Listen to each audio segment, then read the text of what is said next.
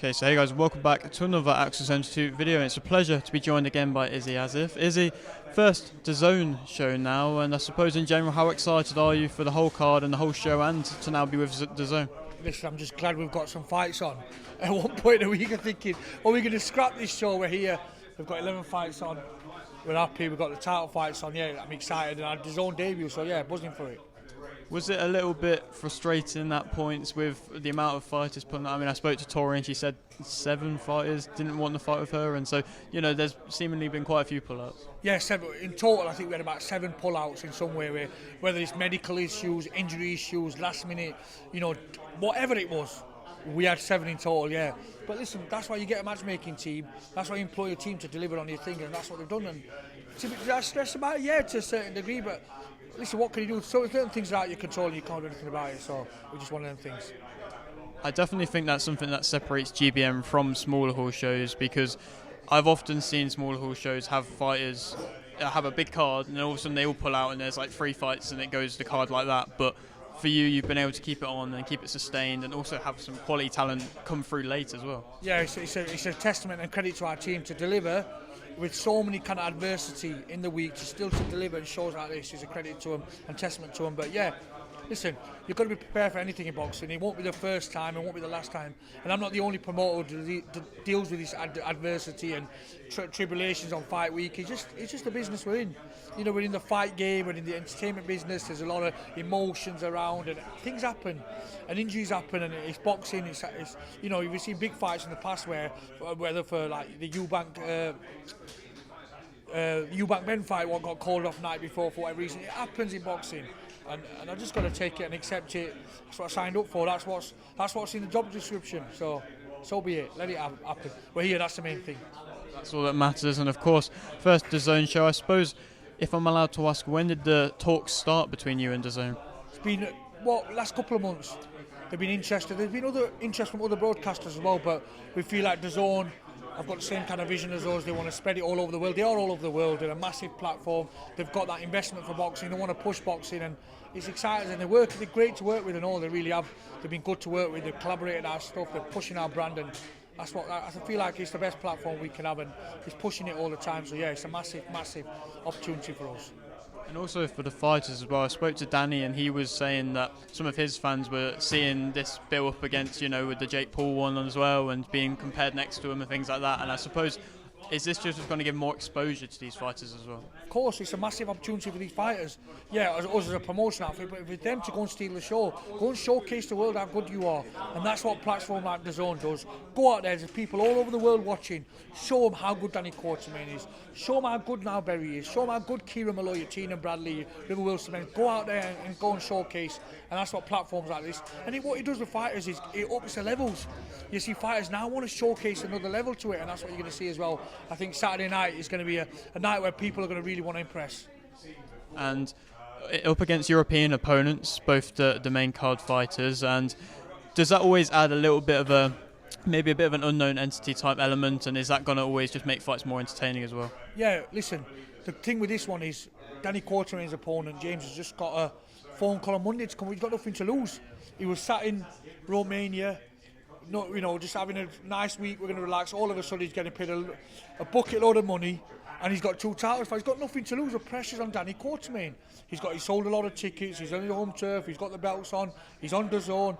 But it's exciting because they're coming out to steal the show, and it's nice. And you've seen Francesca De Rosa. That's going to be a tasty fight. That is going to be a tasty fight. I can't see that going to points. They're going to be standing in the middle of the ring, and it's going to be all out action. Get that £1,000 knockout bonus, what I promised for some reason. When you see fighters coming to you, and prospects that you've got that you also work with as well, what do you feel like makes some of them different to other prospects that are also on big cards and things like that? Sorry, what was that again? Sorry. What do you feel like makes some of your fighters, like your Tiernan Bradneys, your Kieran Malloys, your Niall Berrys, different to them of the other big card fighters on other big cards? I wouldn't say a difference, but we obviously handpick people that we believe can go to the top. So we are really picky with where we've got options now. We've got a platform, and we are getting a lot of fighters wanting to come to us. Where sometimes you see promotion outfits where they've got to go out looking and searching. We are getting a lot of phone rings a lot, and now we are in position with DAZN that we can handpick and decide, right, we want this guy or we want this guy. And I'm not saying we can dictate or pick anybody we want. That's far from it. But we are in a fortunate position where we can handpick our fighters, and we want to put the best fighters on. And every promotion outfit does this. Since it's a tough business. It's a tough business, and I never knew it as a promoter. I always lived it as a fan and as a fighter. But I'm seeing it perspective of a promoter. It's tough business, but listen, we're in there. I'm enjoying it. I love it. You know, I get up every day excited about it. And I'm fortunate. I'm grateful and all. Grateful to the support we have. Grateful to my family and everything that you guys and all media have been supporting me from day one. And you've been part of the raise. You know, people keep asking me how comes you've done so well in 2 years and 3 months. And one of the reasons is the media have given me that exposure and helped me push our brand and myself as a promoter. And we're here now on the biggest sporting platform in the world. I believe we're one of the best promotion outfits in the country. We put a good show on, have a good party atmosphere as well. So yeah, we're in a good place. No, I appreciate the kind words, and also, last time out you were in London, and it's a very good show as well. And York Hall, the home of British boxing. How did you find that experience for you? Like I said, York Hall's never been seen before. I promised it and we delivered. Listen, you can't deliver on everything you say at times because it's out of your control. But when I said that, I put pressure on myself, put pressure on my team, and I said, look, I put my neck on the line. I've told them it's going to be York Hall.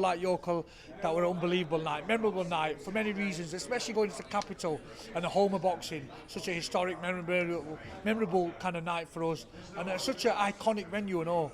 So we're glad they've done that. But it's all about commentary now. We move around, and I enjoy moving around, seeing different parts, picking fighters up, and it's good fun. It could be a very tough business, but there's enjoyable times and good times is when you're going around as a team, and we just keep growing. And listen, one step at a time. You ever want to get to the top, but we understand there's a lot of hard work and discipline and dedication there, and we'll keep pushing. And as a big boxing fan myself, I always love to, go to the very start of your cards and watch the whole way through because they're always really entertaining fights. And if you are to pick perhaps 3 fights from this card, which one would you say are the top 3? The top 3 fights. I think number 1's going to be now Berry versus Francesco De Rosa. That's going to be absolutely war. Somebody's always got to go. Both got exciting styles. IBF Super Bantamweight European title on the line. That's one. I reckon River Wilson, Bent and Mac McCullum. It's going to be an exciting fight. You've seen how they are. Both British lads, both won it. Both had a few losses, got a lot to prove, a lot of pride at stake there. And then potentially one to watch out on the undercard. I think Danny Quartermain's going to be all action. I don't think he'll go the distance, but I think while it lasts, it's going to be all out action. I think Danny Quartermain's going to go for a stoppage.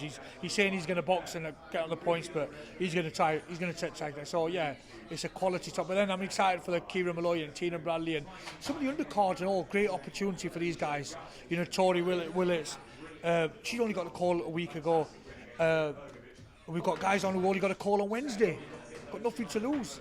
So it's an exciting card top to bottom. Action starts 5 o'clock on the DAZN YouTube channel and then 7 o'clock live on the main DAZN channel. Yeah, it's a massive night for us. And I did just want to ask one question about the Joshua Dubois card and fight in general. Seems like there's a lot going on with it now. Obviously, it just got announced yesterday, and there was seemingly a little bit of a back and forth between Joshua and Dubois. But do you feel like Joshua's going to be able to win this one? Yeah, I think Joshua punches too hard, and I feel like Dubois takes too many clean shots.